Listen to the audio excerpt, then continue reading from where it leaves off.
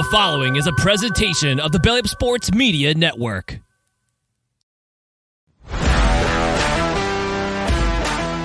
Let's move on to the main event, fellas.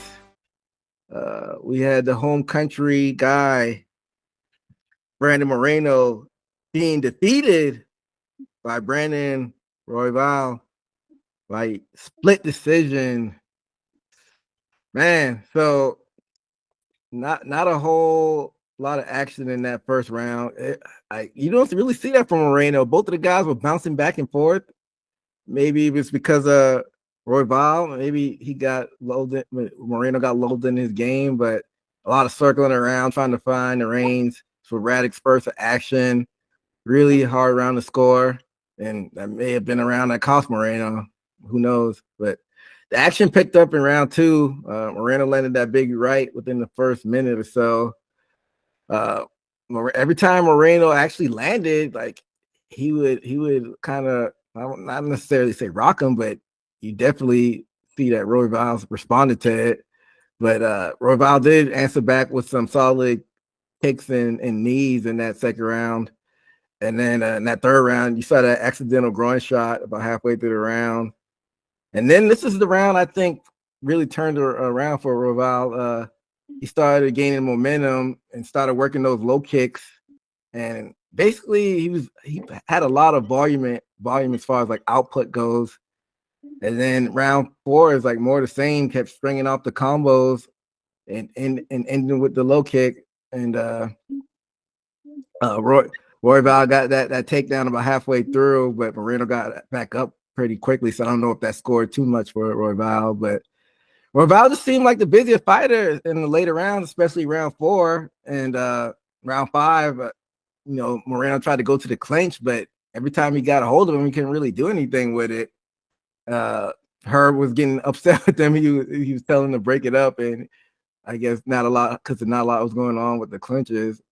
And I think the tail of this fight was, even though Moreno had the harder shots, the judges seeming to be scoring Royval being the busier fighter, because he was getting the shots off, but he was like not putting a lot behind the punches, just was really busy with it. But I don't know, y'all thoughts on this fight? I'll start off with you, Admire.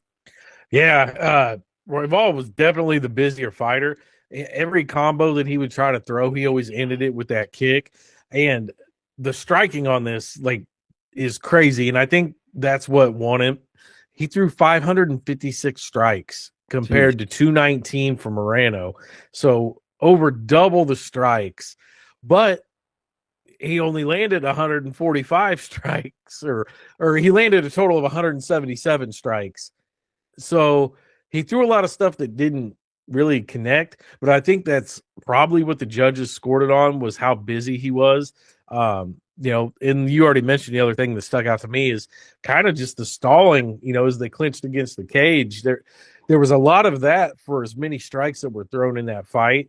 I don't know if either one of them did themselves any favors to, get up for a title shot.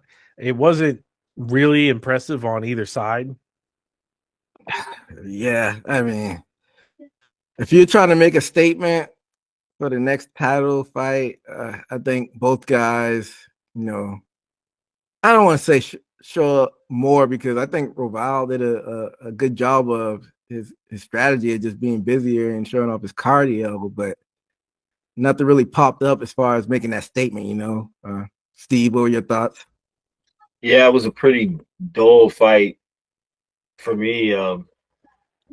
I think Moreno had more significant strikes, though. I think I have to double check that, but you could see the sting on Moreno's punches where he was getting hit harder, but Royval was getting his hits in, but it was almost remind me of, not saying his fighting style totally emulates it, but the strategy reminded me of Nick or Nate Diaz, just accumulating those punches. And I was kind of getting upset to where, if you're going to strike, try to take this person out. But I guess he was point striking. And it wasn't anything significant. And also, I probably Moreno didn't expect his type of style. And ended up losing for it probably. Yeah. So I was a little bit surprised by Moreno because usually you see him a little bit more aggressive because I'm a big fan of Moreno, but he looked a little off. Y'all think something was wrong with him? Maybe, I don't Definitely. know. I don't know, maybe injury, but like when he was landing, he was stunning Roy Val, but he just wasn't doing enough of it. He wasn't being consistent and fluid and as far as his striking and pressure goes. I don't know. Did he seem a little off? Yeah, he seemed a little off to me. Like when he would land the bigger shots, like he really didn't follow him up or go anywhere with it. It was different than what we've seen him do before. And I don't know if it's because, this one kind of, you know, number one contender fighter, he was already up there. I don't know. Maybe it was just a night that a lot of people had some nerves going on. We just talked about the Ortega fight. He kind of started out kind of weird, and I don't know. I don't know. It seemed off.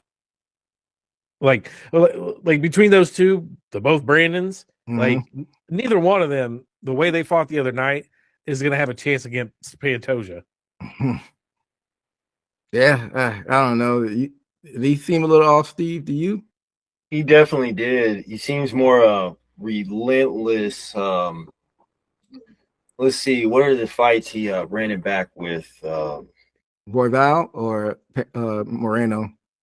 Moreno. He faced Figueroa. Figueredo. Like Yes. he faced him like 4 times. Good. Yeah, that's the example I want. In all those fights, he's seen more relentless, takedowns, scrambles, you know what I'm saying? He would force those situations that not at all was being applied in this fight. I definitely agree. And probably doing research. Does he train down there? Is he I think he lives in America now. America now? I think he's Vegas based. I may be wrong, but somewhere West Coast. Yeah, that elevation probably got to him also. Yeah, I could see that. Well, it's saying that he fights out of Mexico, so I may be wrong. I could have swore he trained over there. But Wikipedia, we know, is not always right. No, it says Las Vegas. It says Las Vegas. So he's Vegas now. So I mean, yeah, like you said, maybe he wasn't used to being at that elevation. Mm-hmm. I don't want to give him any excuses, but yeah, I mean, but even with Royval, like split decision, that's not the statement that you want to put out there as far as getting the next fight against Pantoja, like Admire was talking about earlier. I mean, it would be an immediate match for Pantoja. I don't think they have anything booked for him. He just beat Royval for the title. So, I mean, you think they run that back, Admire? Like, what do you do? Maybe. I mean, it wasn't a horrible fight, but it wasn't a great fight. It's not something that anybody gets rewarded a title fight off of. So, I mean, if a fight falls out of a card somewhere, maybe throw that in. I don't know. Nothing really changes for me after that fight. Yeah, this was either one of these fighters' chance to make a statement, and that didn't happen. I think, I mean, the name value isn't there, but you probably got to go with Amir Al-Balzi, right? Maybe throw the fight over, and I know it's not the same country, but it's kind of in the area. He's Iraqi. Maybe do an Abu Dhabi card or a Saudi Arabia card with Al-Bazi and Pantoja. Yeah, I mean, I'm with that, and just do this fight again, on the same card. Winner of that if they look better.